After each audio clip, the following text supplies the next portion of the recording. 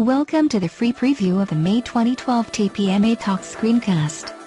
The full version is available to paid TPMA members. If you are not a member, join today for access to these recorded sessions. The TPMA would like to thank its sponsors, the 280 Group, Podesta, Wild Apricot, Round Technologies, Landry, Pragmatic Marketing, Vault Solutions and OneDesk. So what's a zettabyte if you don't know what it is? It's 1,000 exabytes, and an exabyte is 1,000 petabytes. And a petabyte is 1,000 terabytes. And a terabyte is 1,000 gigabytes. And then, of course, most of us know that 1 gigabyte is 1,000 megabytes. But that's kind of abstract. I like this analogy on the right, being a bit of a coffee guy. If the 11-ounce coffee on your desk equals 1 gigabyte, then a zettabyte would have the same volume as the Great Wall of China. So remember when I asked you to think about how big the Great Wall of China was? That's a lot of coffee, and that's a lot of data. But I'll talk about other things as well. So I'll start off by just defining big data, not the technology, just big data. So from the point of view of what are your customers hearing and what are our customers hearing, when they say they're worried about big data, it really is any type of information, firstly. It isn't just structured data. It's semi-structured, it's unstructured. And Alan mentioned people being data geeks, so I always have to say the caveat, yes, I know unstructured data does have a structure. Technically. There's nothing that's truly unstructured, so no nail me on that. But you get you want, rather than just getting, more and more data, right? For us too, we have to look at the models. Like, do you want to evolve your models over time? And sometimes when you evolve models over time, the data becomes irrelevant. You could have data pieces that are missing as you change your model, right? So previously, maybe about 15 years ago, nobody cared too much about capital in terms of computation of risk. Right now, the whole buzzword that we hear is like CVAs, you have liquidity risk, all that things have come up, right? So what the market looks like.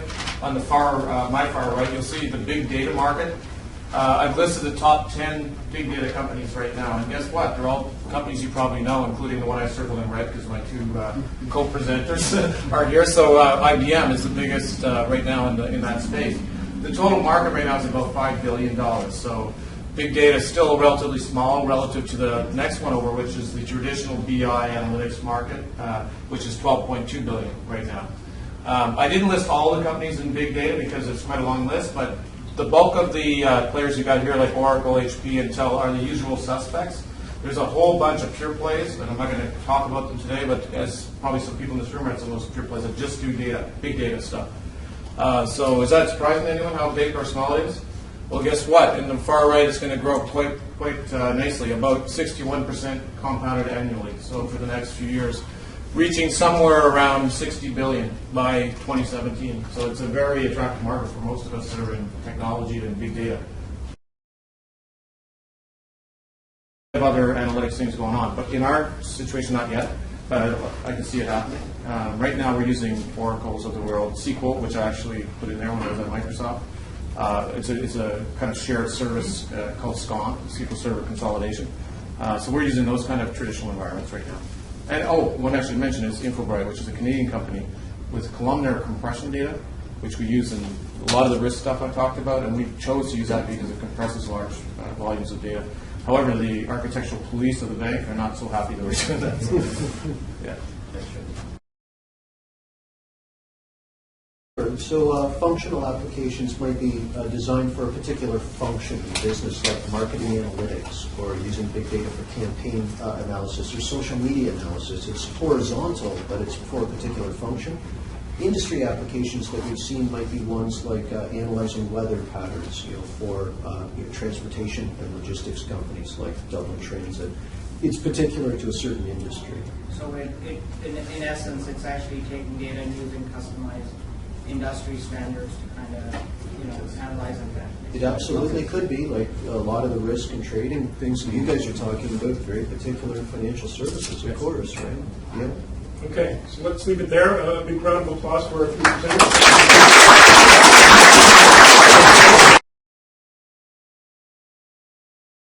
Our podcast music is influenced by Probos. Available at indiefeed.com. Digital voices by iSpeech.org and neospeech.com. Thanks for listening. And don't forget to join us again next month for another exciting TPMA Talks podcast. Goodbye.